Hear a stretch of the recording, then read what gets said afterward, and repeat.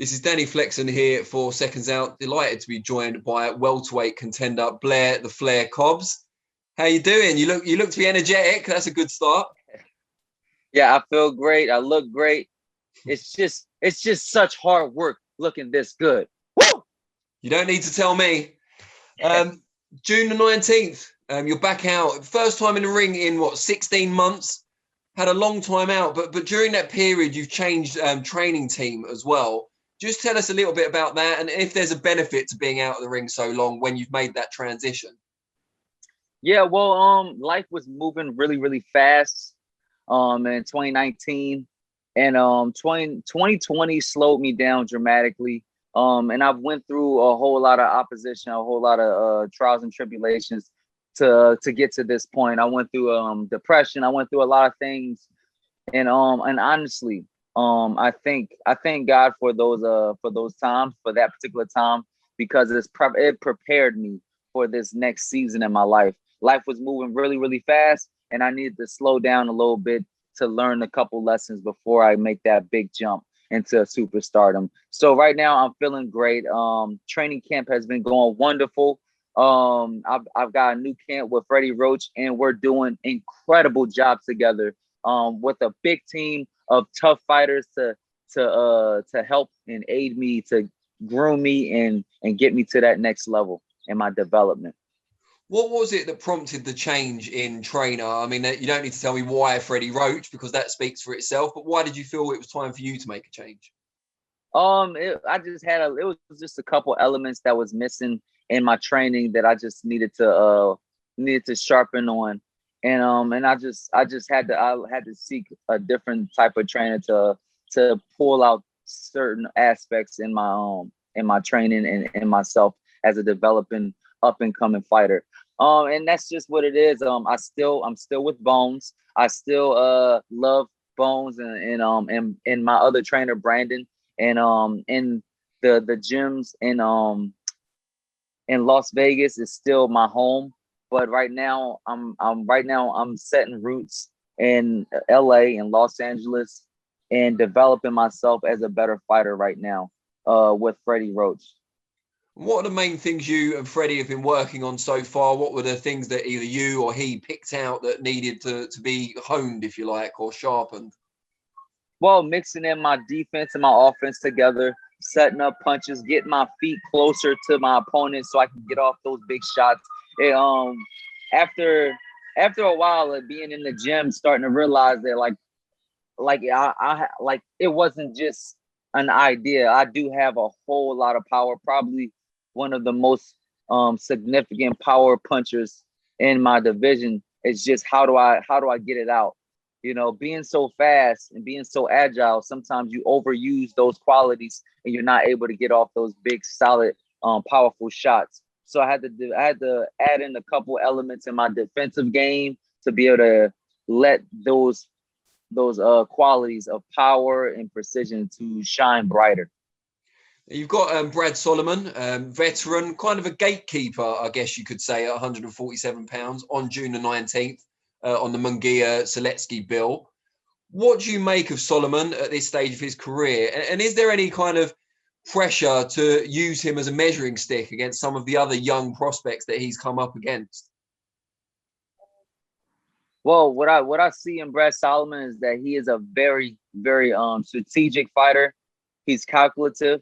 He has a lot of experience, and if you let him, he will make the fight very difficult, very boring, and very, very slow.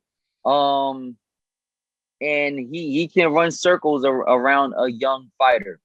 Brad Solomon is no easy competition for anyone. So I'm going in there already mindset prepared and ready for as if it was a world title. I have to go in there and shine as bright as possible. And no, I'm not really looking to measure myself according to anyone else, because I know that Blair the Flair is above all of those other competition, above all the other fighters that he's fought. And come June 19th, we're going to see it. We're going to show it, and it's going to be nothing but fireworks come June 19th. And is the hope that the sanctioning bodies take notice of those fireworks on the 19th as well and give you more, credit with the world rankings? Absolutely. Absolutely. We definitely need Blair the Flair, the most exciting man in boxing, in a world title fight. I agree. Where does the flair come from? Who first called you it? Oh man, it was called it was in the boxing gyms. I had a fight in my home gym in James Schuler's boxing gym, James Schuler's Boxing Memorial in Philadelphia, West Philadelphia to be exact. And there was a guy there's a very prestigious trainer named Nassim Richardson. Yeah. And he's like, "Come on, Blazing Blair the Flair, let's go." And then and it kind of just caught on like wildfire. Everybody's called me Blair the Flair, and that's just been like that mantra.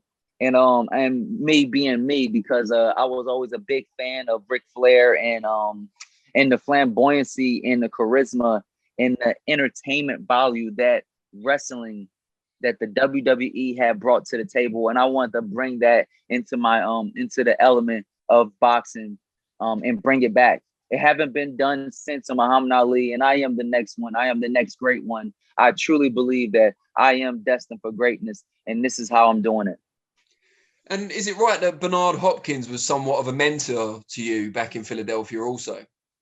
Absolutely. There was a time period where as though I was making the transition, and Bernard Hopkins was there. He was there to groom me and tell me what kind of food to eat, how to live, and how to get to that next level, the mind state and the mentality, whether it was finances, whether it was business and boxing, whether it was business in how you live your life and your lifestyle, even religious beliefs. We went through a whole lot of things, and I stayed and I studied under him, under his tutelage. Let me ask you this: aside from yourself, who do you credit as the number one 147 pounder in the world today? The number 147 pounder outside of Blair the Flair, I say, would be Terence Crawford. And what do you feel gives him the edge over Errol Spence? Obviously, it's a debate that we've heard for a long time. Me and Terence Crawford is very similar in the way we attack the game. I don't even know. I might have an edge on him right now, in my development growth. Right now, I feel like he's definitely the better fighter out of Errol Spence and himself. And the reason why is because Terence Crawford is a conscious-based fighter that brings many more elements into his boxing game.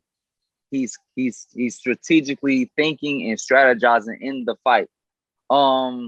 Whereas though when I see Errol Spence, there's a lot of things that he's not bringing to the game. He doesn't move his head for good reason.